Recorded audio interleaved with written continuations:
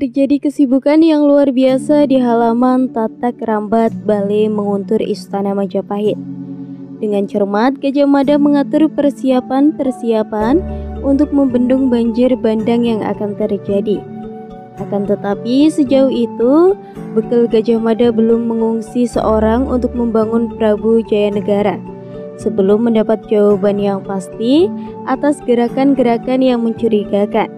Apa yang dilakukan oleh pasukan Jala Rananggana di bawah pimpinan Temanggung Pucut Luntur itu. Gajah Mada tidak ingin kehilangan lacak atas gerakan apapun yang terjadi di Bangsal Kesatriaan pasukan Jala Rananggana, menempatkan 3 orang telik sandi untuk segera menemukan tempat pasukan Jala Rananggana berada setelah jelas-jelas tidak berada di Bangsal Kesatrianya. Sejenak, kemudian berderap 2 ekor kuda membelah malam. Bekal Gajah Mada ditemani Gagak Bongol menuju bangsal pasukan Jalapati. Kedatangan bekal Gajah Mada mengatakan 4 prajurit yang berjaga-jaga di regol utama Kesatria Jalapati. Mereka berloncatan sambil melintungkan pedang dan tombak. "Siapa?" bertanya seorang prajurit. "Bekal Gajah Mada dari Bayangkara." Gajah Mada menjawab. Bekal Gajah Mada segera menghitung keadaan, ternyata memang benar. Sesuai laporan telik sandi, pasukan Jalapati tetap berada di bangsal kesatrianya. Namun bekal Gajah Mada merasa tak harus mempercayai keadaan itu begitu saja. Tanpa banyak bicara, Gagak Bongol selalu mengambil jarak, tidak seberapa jauh dan bersiap siaga jika sampai terjadi sesuatu. Waktu memang baru berada di pertengahan malam. Dari kejauhan terdengar suara kentongan dipukul dengan nada dorong muluk sebagai pertanda keadaan aman sekaligus malam berada di puncaknya. Gajah Mada merasa sesak karena waktu baginya cepat sekali bergerak. Sebenarnya lah waktu yang dimiliki amat sempit dan terbatas. Salah seorang dari pengawal rogor bangsal kesatria yang bertubuh paling besar dan paling kekar maju ke depan. Orang itu mencoba tampil mewakili teman-temannya. "Ini waktu tengah malam. Kau mestinya tahu bahwa di saat seperti ini pimpinan kami Rakrayan Temanggung Banyak Sora tidak bisa diganggu." Bekal Gajah Mada menjadi cengkel. Dalam tantanan keprajuritan antara lain disebut bahwa prajurit harus siap siaga setiap saat dan siap menjalankan perintah meski tengah malam sekalipun. Apalagi jika segera berada dalam keadaan bahaya. Bekal Gajah Mada yang merasa kecewa itu tidak mau bertele-tele. Waktu yang ada amat sempit untuk membual dan diprosakan dengan membicarakan segala macam omong kosong. Bekal Gajah Mada segera mengangkat lencana Mahapati, diacungkan kepada segenap prajurit itu. "Aku tidak punya waktu banyak, aku harus berbicara dengan rakyat Banyak Sora sekarang juga." Rontak, nyali prajurit bertubuh tinggi besar itu setelah melihat lencana yang diajukan bekal Gajah Mada. Prajurit itu ternyata sadar bahwa pemegang lencana itu tak ubahnya Mahapati sendiri. Akhirnya dengan bergegas, mereka mempersilahkan bekal Gajah Mada menunggu. Seorang prajurit berlari-lari menuju bangunan paling besar yang terletak di bagian paling depan dari bangsal kesatrian itu. Tidak berapa lama kemudian, prajurit itu telah kembali mengiringkan Temanggung Banyak Sora. Temanggung Banyak Sora menguap membuang rasa kantuk. Banyak Sora memandang bekal Gajah Mada dengan perasaan tidak begitu senang. Banyak Sora merasa mimpinya yang indah terganggu. "Benarkah kalau membawa pertanda lencana dari Mahapati?" tanya Banyak Sora. Bekal Gajah Mada mengangguk sambil menunjukkan lencana yang ada di tangannya. Bekal Gajah Mada kurang senang pada pertanyaan itu. Sebaliknya, Gagak Bongol yang berada tidak jauh darinya berada dalam kesiagaan tertinggi. Tangan kanannya tetap melekat di gagang pedang. Gagak Bongol telah sampai pada sebuah simpulan. Jika ternyata Banyak Sora terlebih dalam rencana makar dan kemudian menjebak bekal Gajah Mada, ia akan mengamuk sejadi-jadinya. Serangan dadakan yang dilakukan diharapkan mampu menembakkan Temanggung Banyak Sora ke pintu gerbang kematian. "Mohon maaf rakyat Temanggung, apakah aku diizinkan menyambungkan pertanyaan itu kepada Mahapati Tadah bila nanti aku telah kembali menghadap kepadanya?" balas Gajah Mada. Merah padam wajah banyak suara yang hanya bisa mengumpat dalam hati. Meski yang ada di hadapannya hanya seorang prajurit berpangkat bekal, ia memiliki otak dan tidak mau diremehkan. Gajah Mada segera mencairkan keadaan. Meski aku memegang lencana ini, aku perlu minta maaf karena telah mengganggu istirahat rakyat Temanggung, ucap bekal Gajah Mada. Persoalan penting macam apa yang kubawa hingga kau harus memurahkan lencana Mahapati kepadaku? Gajah Mada menoleh ke kiri dan ke kanan terarah kepada segenap prajurit yang mengelilinginya. Persoalan yang aku bawa hanya layak kubicarakan tanpa didengar oleh orang lain. Rakyat banyak suara memperhatikan wajah bekal Gajah Mada. Lebih cermat, rakyat banyak suara melirik Gegak Bongol yang tangannya melekat erat pada gagang senjatanya. Ikuti aku, berkata banyak suara. Rakyat banyak suara membawa bekal Gajah Mada ke dalam bangunan induk dari bangsal kesatria Jalapati. Di bangunan itulah biasanya rakyat Temanggung. Banyak suara membelegang segenap prajurit agar makin terengginas, yang pada akhirnya selalu siap untuk dihadapkan kepada keadaan macam apapun. Rakyat banyak suara terlonjak. Mendadak kakinya terasa seperti kesemutan atau kaku karena dibelit ulat bantotan. Kata-kata bekal Gajah Mada yang disampaikan tanpa basa-basi. Apalagi rasa sungkan itu menyebabkan matanya terbelalak. Kali ini rakyat banyak suara tidak berani menganggap remeh lagi. Bekal Gajah Mada mencoba membaca perubahan wajah rakyat banyak suara dengan cermat. Menerjemahkan apakah raut wajah yang kaget itu gambaran dari kaget sesungguhnya atau hanya berpura-pura kaget. Bekal Gajah Mada merasa sedikit lega saat merasa kagetnya yang ditunjukkan rakyat banyak suara itu mewakili perasaannya yang sebenarnya. Wajah rakyat banyak suara memerah. Pertanyaan itu membuat tidak senang. Dipandanginya bekal Gajah Mada itu seperti akan menggorek isi benaknya. Apakah Mahapati menduduku akan melakukan keraman? Bertanya rakyat banyak suara dengan suara kasar dan nada kurang senang. Justru karena itu bekal Gajah Mada menjadi agak lega. Dengan demikian masih bisa diharapkan ada pasukan yang bisa digunakan menghadapi pasukan yang memberontak. Rakyat Temanggung banyak suara termangu. Yang kemudian muncul di kelopak matanya adalah wujud sosok seorang Temanggung yang pilih tanding yang memiliki kemampuan kemurgaan yang tinggi. Orang itu adalah Pucuk Luntur. Secara pribadi, rakyat Temanggung banyak suara menyimpan perasaan tidak begitu suka kepada Temanggung Pucuk Luntur karena perilakunya yang suka menjilat dan memutar balik keadaan untuk mencari muka. Ini terbukti orang itu malah merencanakan makan. Rakyat Temanggung banyak suara mondar-mandir sambil mengelus-ngelus janggutnya. Pertanyaan itu justru membuat bekal Gajah Mada terdiam. Benarkah Pucuk Luntur bergerak sendiri? Gajah Mada merasa memang tidak mungkin Temanggung Pucuk Luntur berkejar sendiri. Tentu ada pihak lain yang mengipasinya. Tetapi siapa? Pandangan rakyat Temanggung banyak suara lurus tertuju pada manik mata bekal Gajah Mada. Akan aku siapkan pasukanku untuk membentengi istana, jawab rakyat banyak suara tegas. Tidak sampai mendekati datangnya pagi, pasukanku telah pasang gelar. Bekal Gajah Mada lega, setidaknya bisa diharapkan banjir bandang yang akan terjadi itu bisa diredam. Bekal Gajah Mada segera meminta diri sejenak, kemudian 2 ekor kuda yang ditunggangi bekal Gajah Mada dan Gagak Bongol kembali berderap, meninggalkan bangsa kesatrian Jalapati.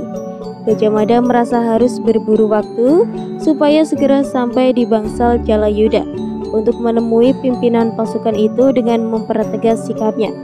Sepeninggalan bekal Gajah Mada, rakyat Temanggung banyak suara segera mengumpulkan segenap pasukannya. Banyak suara tidak menggunakan isyarat kantongan yang memanggil para senopati bawahannya, tetapi melalui utusan yang mengubah mereka satu persatu. Para senopati baru merasa jelas duduk personalnya setelah terbangun banyak suara menyampaikan apa yang terjadi. Sejenak kemudian terjadilah kesibukan yang luar biasa di bangsal kesatrian Jalapati.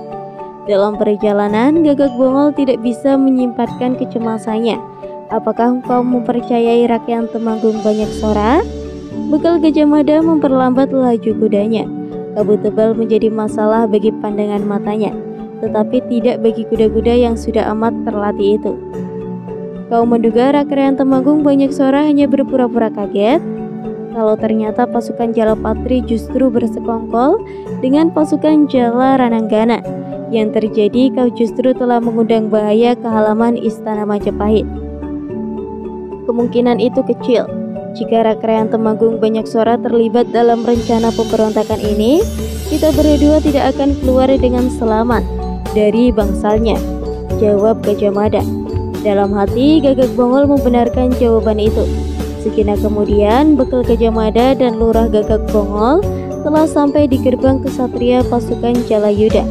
Prajurit penjaga regol kesatria mengantarkannya menemui Temanggung Panjiwatang.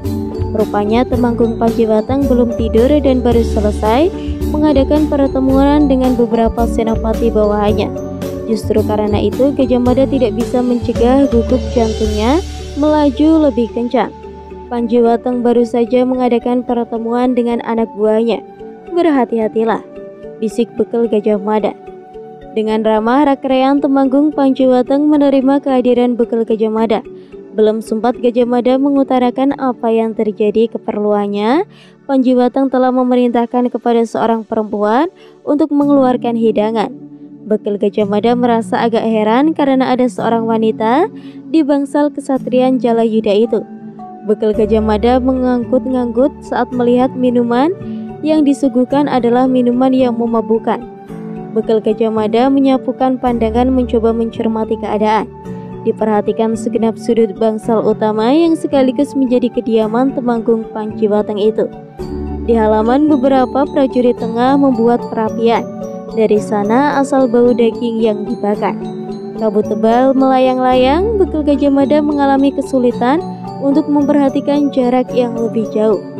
Di sebelah Panjiwatang, Senopati Pranggayuda membeku dan tengah mengelus-ngelus segegang senjatanya. Ada apa malam-malam seperti ini kau berkunjung ke sini? Tanya Panjiwatang. Sekuat tenaga bekal Gajah Mada menghapus kesan di wajahnya agar tak terbaca oleh Temanggung Panjiwatang. Agaknya ucapan bekal Gajah Mada di dalam hati. Ada hubungan antara Jalayuda dan Jala Ranggana. Aku curiga pasukan Jalayuda termasuk di antara mereka yang akan melakukan tindak makar.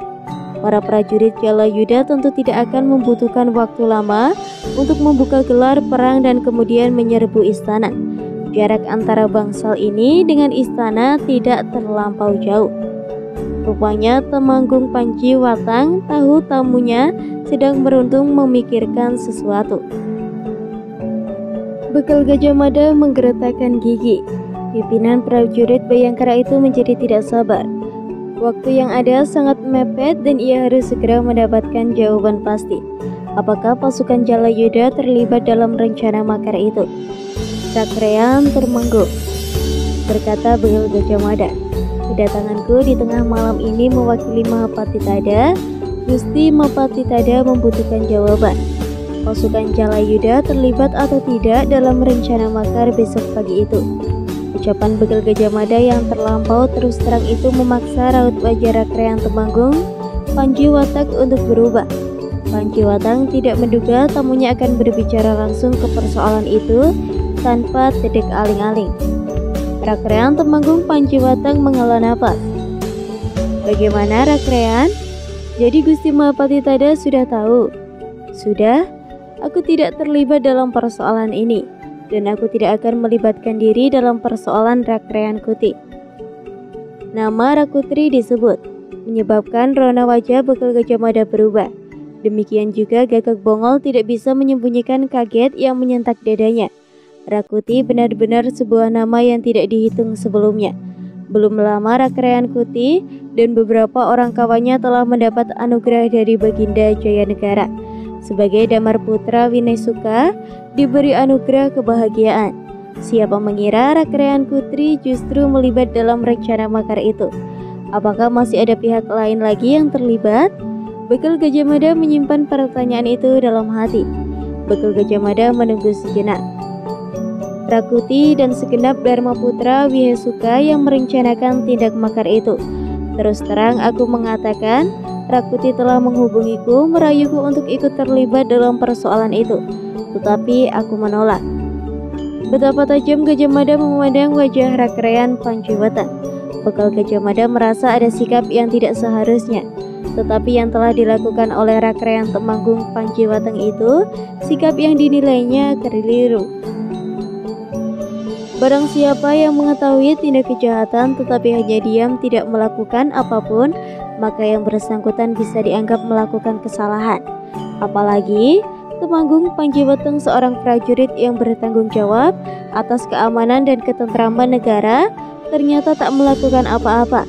Maka sikap Rakrean Pancawatang yang seperti itu sungguh sulit diterima. Bahkan bisa dikatakan Pancawatang terlibat secara tidak langsung dalam tindakan makar itu. Pancawatang bukannya tidak mengetahui hal itu, akan tetapi rupanya Pancawatang memiliki pertimbangan dan maksud-maksud tertentu. Mendapat pertanyaan itu, Pancawatang hanya tersenyum. Aku menganggap apa yang terjadi besok bukanlah urusanku. Tugasku adalah menjaga ketentraman negara. Jika ada negara lain mencoba mengganggu ketentraman Majapahit, maka aku akan maju di barisan paling depan untuk menghadapinya. Namun jika yang bertikai adalah keluarga sendiri, lebih baik aku menempatkan diri di luar arena. Jawaban itu tentu saja makin membuat Bekal Gajah Mada kaget dan tertegun. Dengan demikian, Bekal Gajah Mada memperoleh gambaran apa yang terjadi. Yang sulit dipahami Gajah Mada adalah alasan Rakrean Temanggung Pancawatang menganggap pemberontakan itu sebagai pertikaian antara keluarga. Itu jelas alasan yang dianggap menggadang-gadang. Jaya Negara diangkat menjadi raja atas keputusan Raden Wijaya atas Kertajasa Jayawardhana. Dengan demikian, kedudukannya sebagai raja tidak bisa diganggu-gugat. Bekal Gajah Mada juga tidak melihat pertikaian yang dijadikan alasan itu. Sri Gita Raja Tribhuwana Tunggadewi dan Raja Dewi Maharajasa, anak Raden Wijaya yang lain, tidak mempersoalkan dan sangat mendukung pengangkatan Kalagemet menjadi raja dengan gelar Sri Jaya Negara. Bahkan biara yang disampaikan mendiang ayahnya yang menaikkan derajat Dara Petak yang sakit-sakitan menjadi istri Tumanggung Putra. Sekali tidak ada yang mempersoalkan. Tidak masuk akal jika Pancawatang menganggap rencana makar itu sebagai persoalan keluarga. Apalagi Rakuti bukanlah anggota keluarga garis keturunan Raden Wijaya. Baunya sangat menyengat. Pancawatang tentu bermaksud memanfaatkan keadaan itu untuk kepentingannya sendiri. Gajah Mada memeras otak. Kini aku mendapatkan gambaran para prakean Brahmaputra Winasuka yang menalangi rencana pemberontakan itu. Para Rakrean Wisuka mengajak Temanggung rujuk luntar dengan janji-janji tertentu. Mungkin jabatan yang tinggi Rakrean Temanggung pucuk luntur bersedia bergabung. Rakuti tidak berani mengajak Rakrean Temanggung Banyak Sora karena Rakrean Banyak Sora mempunyai sikap yang tegas. Selanjutnya Rakuti tentu juga merayu Rakrean Temanggung Pancawatang. Namun Pancawatang mempunyai sikap lain. Jelas Rakrean Pancawatang menyimpulkan tujuan tersendiri. Manakala pasukan yang bertempur besok sudah sama-sama remuk, Pancawatang tampil mengilas semuanya. Jika perhitungan ini tidak salah, yang aku hadapi ini benar-benar orang yang cerdik sekaligus culas, ucap Gajah Mada untuk diri sendiri. Merasa telah menemukan jawaban, Bekal Gajah Mada tersenyum. Diliriknya gagak Bongol yang telah bersiaga dengan tangan kanannya yang melekat di ganggang senjata. Jadi Rakrean tidak akan ikut campur terhadap pertikaian yang besok akan terjadi. Ya, jawaban Pancawatang dengan tegas. Sebenarnya siapa menurut Rakrean Panci mereka yang bertikai itu? Aku bukan anak kecil yang layak diberi pertanyaan seperti itu. Semoga orang tahu apa jawabannya. Bekal Gajah Mada makin jengkel. Persoalan bukan siapa yang tengah bertikai, kalaupun dianggap orang yang bertikai itu ada. Tuanku Sri Jaya Negara adalah raja yang sah. Yang mengangkatnya sebagai Pangeran Patih dilakukan sendiri oleh tuanku Prabu Rajasa. Mengapa Rakrean tidak mengambil sikap membela tuanku Jaya Negara? Rakuti itu siapa? Kau menganggap tidak ada yang bertikai. Para istri tuanku Raja tak ada yang keberatan terhadap pengangkatan tuanku Jaya Negara. Lebih dari itu, Tuan Putri Bre Daha dan Tuan Putri Bre Kahuripan telah menerima pengangkatan itu dengan ikhlas. Ada senyum sinis menyuangkan di sudut mulut Pandi Wateng. Meskipun Panji Wateng dengan segera menghapus kesan itu, Bekal Gajah Mada terlanjur melihatnya. Rakrean Temanggung Panji Wateng mulai tahu tak suka dengan sikap dan kehadiran Bekal Gajah Mada. Akan tetapi Panji Wateng harus menahan diri karena Bekal Gajah Mada membawa lencana Mahapati. Bila Gajah Mada tidak memegang benda itu dengan senang hati, ia akan mengayunkan tangan menggampar wajahnya. Suasana kemudian berubah menjadi hening karena Temanggung Panji Wateng menjadi tak suka kepada Gajah Mada yang pangkatnya hanya bekal, tetapi dirasa tidak menghormatinya yang berpangkat jauh lebih tinggi. Untuk mencapai pangkat Temanggung, seorang bekal masih harus melompati pangkat senopati. Lebih dari itu, belum tentu seorang Temanggung menganggap pasukannya. Sebaliknya, Bekal Gajah Mada tidak kalah jengkelnya. Sebelum saya kembali Rakrean Temanggung, Bekal Gajah Mada datar. Saya ingin mendapatkan jawaban yang tegas. Besok pagi akan ada keram. Rakrean Temanggung tak akan mengerahkan pasukan melindungi istana. Sudah aku bilang, bentak Panji Wateng. Aku tidak akan ikut campur dalam pertikaian itu. Aku menganggapnya sebagai persoalan yang tak perlu melibatkan pasukan Jalayuda. Simpulan yang jelas dan tegas telah diperolehnya. Dengan demikian, Bekal Gajah Mada telah mendapatkan kepastian bahwa pasukan Jalayuda tidak bisa diharapkan. Bahkan sikap pasukan Jalayuda itu bisa dikatakan makar, raja dalam bahaya. Tetapi pasukan Jalayuda hanya diam, tindakan itu sangat tak bisa dibenarkan. Gagak Bongol yang menyimak pembicaraan itu nyaris saja isi dadanya meledak. Akan tetapi dengan sekuat tenaga Gagak Bongol berusaha menahan diri. Semua Bekal Gajah Mada dan Gagak Bongol menduga mereka tak akan bisa keluar dari bangsal Jalayuda. Namun ternyata Panji Rakrean membiarkan mereka pergi. Sikap itu pun dirasa aneh. Akan tetapi Bekal Gajah Mada dan Gagak Bongol tidak kesulitan untuk menemukan jawabannya. Bila Gajah Mada dan Gagak Bongol ditahan, maka tidak ada perlawanan dari istana dalam menghadapi sebuah pasukan Jala Rananggana. Itu berarti kesegaran pasukan itu akan tetap utuh. Berbeda jika perlawanan yang diberikan menyebabkan kelelahan luar biasa. Maka bukanlah prajurit yang sulit bagi Panji Wateng yang muncul belakangan dalam mengilas mereka. Tanpa banyak bicara, Bekal Gajah Mada dan Gagak Bongol membedal kudanya, kembali berderap ke istana. Kabut yang turun tidak mereda, bahkan terasa makin kental. Namun untunglah kuda-kuda yang mereka tunggangi tidak diperpotekan oleh keadaan itu. Seolah kuda-kuda itu seolah tebalnya kabut bukan masalah. Bintang pemakan rumput itu terus berderak. Semua Gagak Bongol bermaksud diam. Akan tetapi akhirnya Gagak Bongol tidak bisa menahan lagi. Isi dadanya bergolak. Apa artinya Kakang Bekal? Teriak Gagak Bongol. Sikap Panji Wateng yang seperti itu apa bukan pemberontakan? Sebagai seorang Temanggung, Rakrean Panji Wateng berkewajiban untuk melindungi negara, melindungi raja dan segenap keluarganya. Apa yang diucapkannya tadi hanya omong kosong, kedengarannya bijak sekali. Temanggung Panji Wateng menganggap apa yang terjadi nanti sebagai pertikaian antara keluarga yang tidak perlu dicampuri. Pertikaian apa? Tidak pertikaian itu. Alasan itu hanya mengada-ngada Kakang Bekal. Istana benar-benar senyap. Gajah Mada tahu kalau segenap prajurit melakukan barisan pendem di balik dinding dan parit memanjang di belakang segerumpul semak dan paredu. Namun Bekal Gajah Mada sekaligus merasakan betapa getir jumlah prajurit yang ada itu tidak ada artinya jika diharapkan pasukan gelar sepaya yang akan mengilas istana bagai banjir bandang. Menjerang gerbang Purwakarta, Gajah Mada segera meneriakkan kata-kata sandi. Sejenak kemudian pintu regol Purwakarta yang ditutup rapat itu terbuka. Para prajurit Bayangkara segera menggelilinginya. Tidak terjadi sesuatu yang mencurigakan. Bekal Gajah Mada mengada masuknya, ingin melihat gemerlapnya bintang-bintang di langit untuk mengulur waktu. Namun kabut tebal yang melayang-layang amat mengganggunya. Lamat-lamat dari kejauhan terdengar suara burung gagak yang melengking menyayat. Gajah Mada bersedir saat sejenak kemudian terdengar burung gagak berteriak seperti memberikan jawaban. Suara burung gagak itu berasal dari arah hubungan istana. Burung gagak sialan, ucap bekal Gajah Mada dalam hati. Segenap anak buahnya merasa tidak sabar lagi untuk segera mengetahui apa yang diperoleh bekal Gajah Mada dari pasukan Jalayuda atau Jalapati. Bagaimana hasilnya, Kakang Bekal? Bekal Gajah Mada menebar pandangannya menyentuh semua wajah anak buahnya. Rakrean Dharma Putri Winasuka berada di belakang semuanya ini.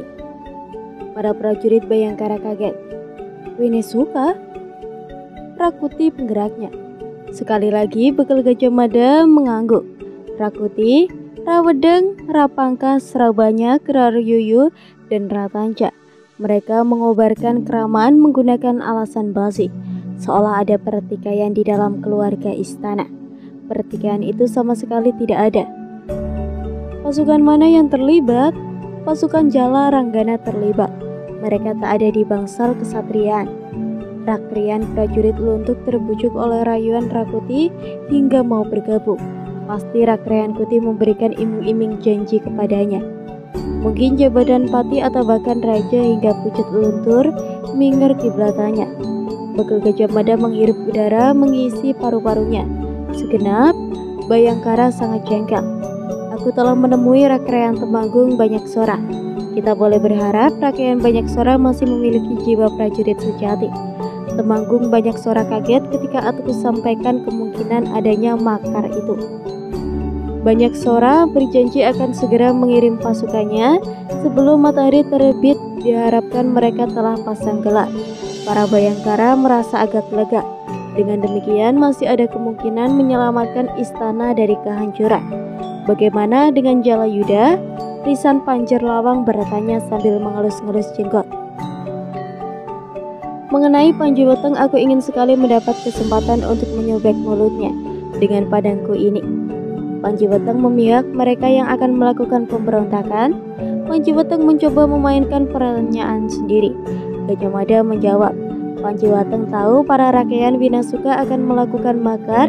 Bahkan sangat mungkin para rakyat Winasuka mengajak Panjiweteng untuk bergabung. Namun Panjiweteng tidak bersedia. Panjiweteng memutuskan pasukan Jalayuda akan menempatkan diri di luar dan hanya menjadi penonton. Para Bayangkara tambah bingung. Mereka sulit menerima penjelasan itu. Menjadi penonton? Apa Panjiweteng tidak merasa berkewajiban untuk melindungi raja dan menyelamatkan negara? Bekal Gajah Mada tersenyum. Rakrean Panjiweteng menganggap persoalan ini sebagai persoalan keluarga yang tidak perlu dicampuri. Orang itu sudah gila. Menurut kalian apakah ada pertikaian keluarga itu? Para Bayangkara terdiam. Mereka butuh waktu mencerna alasan Panjiweteng yang tidak mau melibatkan diri itu. Alasan itu mengada-ngada. Aku curiga Panjiweteng menyembunyikan maksud tertentu. Panji Sumprit yang semula hanya diam, ikut menyampaikan pendapatnya. Pertikaian antara keluarga itu tidak ada. Pengangkatan Tuanku Jayanegara sebagai putra mahkota dilakukan sendiri oleh Kertajasa, Jayawardhana. Semua pihak mendukung keputusan itu. Itu sebabnya tadi aku mengatakan Rakrean Temanggung Panjiweteng akan memainkan perannya sendiri. Lugas saja kita menebak. Panjiweteng memang berharap pertempuran itu berlangsung dan kemudian sama-sama hancur. Dengan demikian Panjiweteng akan berdiri di atas puing-puing pertempuran itu sebagai pemenang. Cukup sekian cerita yang dapat saya sampaikan. Mohon maaf apabila ada kesalahan kata atau ada kata-kata yang kurang tepat. Tetap dukung channel Babat Nusantara dengan cara like, komen, dan subscribe. Tetap stay tune untuk menunggu video-video terbaru dari channel Babat Nusantara. Saya pamit. Rahayu, Rahayu, Rahayu.